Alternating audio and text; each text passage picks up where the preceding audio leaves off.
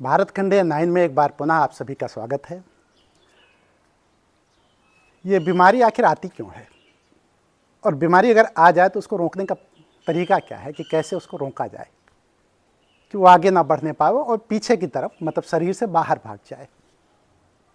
देखिए, ज़्यादातर लोग आजकल बीमारी से परेशान हैं और बीमारी की परेशानी लगातार लोगों को खान पान की वजह से या अन्य तमाम कारणों की वजह से बढ़ती जा रही है। बीमारी आती क्यों है, पहले इस पे मैं 2 उदाहरण आपको दूंगा। सुबह के समय जब मैं देखता हूं तो लोग सड़क के किनारे या सड़क पे दौड़ते हुए नजर आते हैं। वह लोग ज़्यादातर बच्चे होते हैं जो या तो सेना की तैयारी कर रहे होते हैं या पुलिस की भर्ती की तैयारी कर रहे होते हैं। तो जो लोग दौड़ रहे होते हैं उनको इस बात का इल्म नहीं होता, उनको इस बात की जानकारी नहीं होती कि सख्त चीज़ों पे दौड़ना, जैसे पत्थर पे दौड़ना, सड़क पे दौड़ना या फिर ईंट पे दौड़ना, ये बाद में चल करके वात रोग इससे उत्पन्न हो जाता है। अर्थराइटिस के शिकार लोग हो जाते हैं 40 से 45 साल के बाद। अब उन बच्चों को पता नहीं होता कि अभी तो हमें लग रहा है कि हम रेस कर रहे हैं, दौड़ कर रहे हैं, लेकिन आने वाले 40-45 साल बाद आप अर्थराइटिस के शिकार हो जाएंगे। और जब अर्थराइटिस के शिकार होंगे तो उस समय उनको यह भी नहीं पता चल पाएगा कि अर्थराइटिस आखिर हुई क्यों, क्योंकि कोई उनको बताने वाला नहीं है और उनको जानकारी भी नहीं है। एक दूसरा उदाहरण मैं दूंगा, उसके पहले मैं बता दूं कि सुबह के समय कोई भी व्यक्ति यदि दौड़ रहा है तो महर्षि वाग्भट्ट कहते हैं कि सुबह के समय दौड़ना नहीं चाहिए। लेकिन जनमानस में ये बात सब लोग करीब करीब जानते हैं कि सुबह भाई दौड़ना चाहिए। सुबह के दौड़ने से तो शरीर फुर्त रहता है, स्वस्थ रहता है और ये तो अच्छी बात है। लेकिन नहीं, महर्षि वाग्भट्ट इसकी मनाही करते हैं। वो कहते हैं कि सुबह के समय दौड़ना नहीं चाहिए। तो क्यों नहीं दौड़ना चाहिए? तो इसके लिए वाग्भट्ट कहते हैं कि सुबह के समय यदि आप दौड़ रहे हैं तो आप वात के शिकार हो जाएंगे। अभी थोड़ी देर पहले मैंने बताया कि पत्थर और सख्त जगहों पे नहीं दौड़ना चाहिए। मैंने बताया कि जमीन पे दौड़ना चाहिए, लेकिन जमीन पर भी जो लोग दौड़ें वो सुबह के समय ना दौड़ें।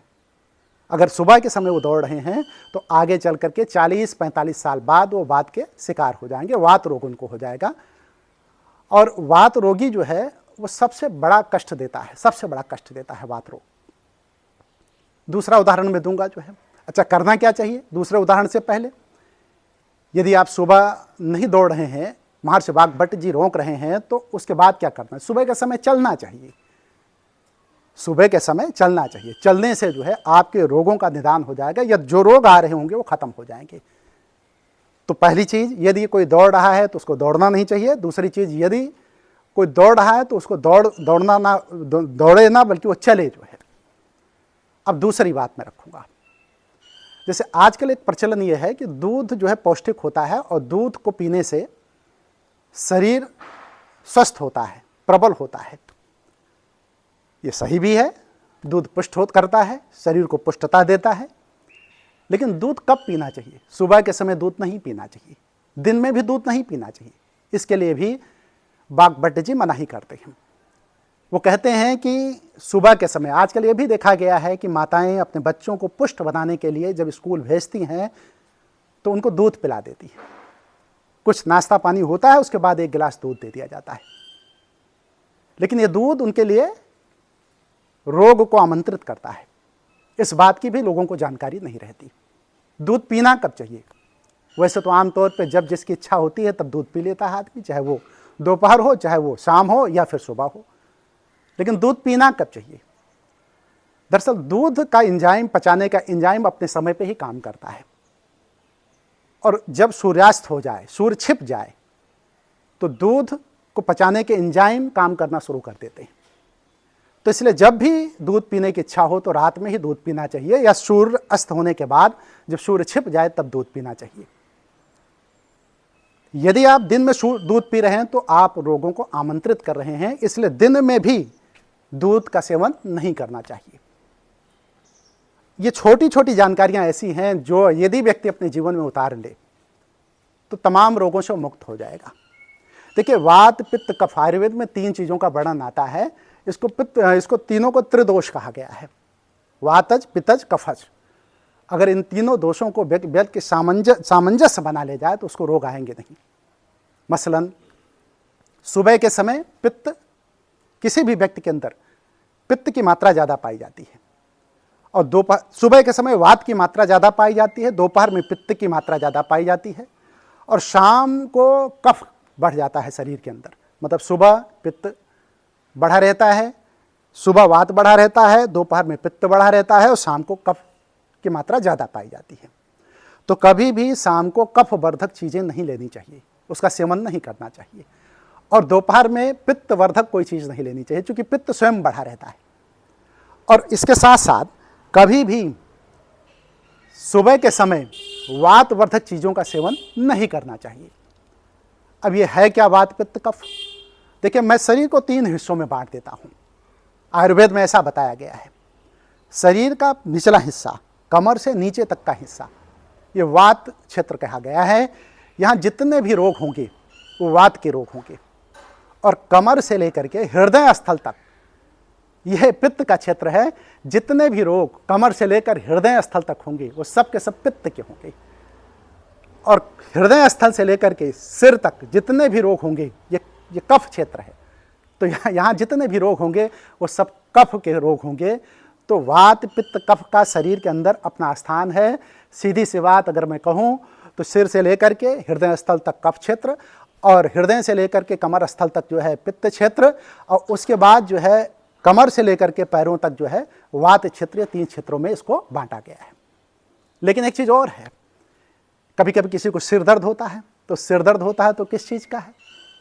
वो कफ का दर्द नहीं होगा। सिर दर्द कफ की वजह है तो कफ क्षेत्र का, लेकिन जब अम्लता ज़्यादा हो गई शरीर के अंदर और एसिडिटी बनी, उसकी वजह से जो है पित्त प्रबल हुआ, तो पित्त की अधिकता के चलते पित्त का शमन नहीं हुआ, जिसकी वजह से गैस बन करके वो सिर दर्द पैदा कर देता है। ये पित्त के क्षेत्र से उपजा हुआ दर्द है, ये कफ के क्षेत्र से उपजा हुआ दर्द नहीं है।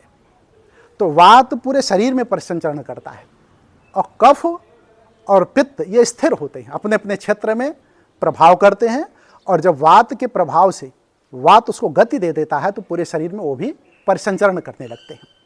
इस तरीके से ये वात पित्त कफ ही सारे रोगों की जड़ हैं। अगर वात पित्त कफ पे कोई भी इंसान, कोई भी व्यक्ति ध्यान दे दे तो हमें लगता है कि उसको रोग हो ही ना। यदि ऐसी स्थिति आती है, देखिए है क्या कि 14 वर्ष से कम उम्र के बच्चे जो होते हैं उनके कफ की मात्रा उनको ज़्यादा पाई जाती है, और 14 वर्ष से 55 वर्ष की उम्र के जो लोग होते हैं उसमें पित्त की मात्रा ज़्यादा पाई जाती है, और 55 वर्ष से ज़्यादा उम्र के लोगों को वात की मात्रा ज़्यादा पाई जाती है। और वात की मात्रा जब होती है तो आपने देखा होगा कि 55 वर्ष के बाद जब सुबह इंसान उठता है तो उसके कमर में दर्द, घुटनों में दर्द, जोड़ों में दर्द, या विभिन्न पोरों में दर्द जो है उसके होता रहता है। 55 वर्ष के बाद ज़्यादातर लोग इन बीमारियों से परेशान रहते हैं। लेकिन जब 55 वर्ष से, मतलब 18 वर्ष से 55 वर्ष के बीच ज़्यादातर लोग, जब पित्त का प्रभाव शरीर में ज़्यादा रहता है, ये एज फैक्टर काम करता है, तो उस समय किसी भी इंसान के अंदर जो है कब्ज का होना, एसिडिटी का होना, खट्टी मीठी डकारें आना, मतलब कॉन्स्टिपेशन, इंडाइजेशन की शिकायत, ये सारी चीज़ें बनी रहती हैं। लेकिन 14 वर्ष के पहले के बच्चे जितने होते हैं उनके अंदर अगर देखा जाए तो उनको कफ से बचाया जाता है। इसलिए माताएं 14 वर्ष के पहले के बच्चों को जो है कफ की चीज़ें कम देती हैं, और कफ वृद्धि होने के नाते कफ से उनका लगातार बचाव करती रहती हैं। तो वात पित्त कफ पे यदि हम किसी भी स्थिति में हैं, चाहे वो बुजुर्ग हों, चाहे युवा हों, अथवा फिर बीच के काल में ही हम क्यों ना हों, इन तीनों चीज़ों से हमें बचने का प्रयास करना चाहिए। तो तीनों चीज़ों का सामंजस्य बना रहे, वात पित्त कफ का। यदि जीवन में सही से जीवन जीना है तो धन तो जरूरी है, लेकिन धन के साथ शरीर का स्वस्थ रहना भी जरूरी है। यदि किसी के व्यक्ति के पास बहुत धन है, अकूत संपत्ति है, लेकिन यदि उसका शरीर स्वस्थ नहीं है तो किसी काम का नहीं वो धन। ऐसे भी लोगों को मैंने देखा है जो शरीर से अस्वस्थ हैं और धन धान्य वैभव से परिपूर्ण हैं, लेकिन स्वास्थ्य उनका साथ नहीं दे रहा है। 2 निवाला 2 रोटी नहीं खा सकते हैं, या मनचाही चीज़ नहीं खा सकते हैं, तो उनके धन धान्य वैभव के परिपूर्ण होने से क्या फ़ायदा। तो ऐसी स्थिति में किसी भी इंसान को इस बात का ध्यान रखना चाहिए कि अपने स्वास्थ्य पे पहले वो ध्यान दे, और इसके लिए आयुर्वेद का सहारा ले। हमने बताया कि मैं जितने बातें रख रहा हूँ वो ऋषि महर्षि वाग्भट्ट सुश्रुत संहिता आती है, और महर्षि वाग्भट्ट का जो ग्रंथ है अष्टांग हृदयम, जिसको कहा गया है संहिता के नाम से। तो इन चीज़ों से उदाहरण लेकर के ही मैं बात को रखता हूँ। तो मैं ये चाहूँगा कि लोग स्वस्थ रहें और जीवेत सरदा शतम शतम, 100 वर्षों से अधिक जिएं। इसी उम्मीद के साथ मैं आपसे अगले किसी एपिसोड पे फिर मिलूँगा। बहुत बहुत धन्यवाद।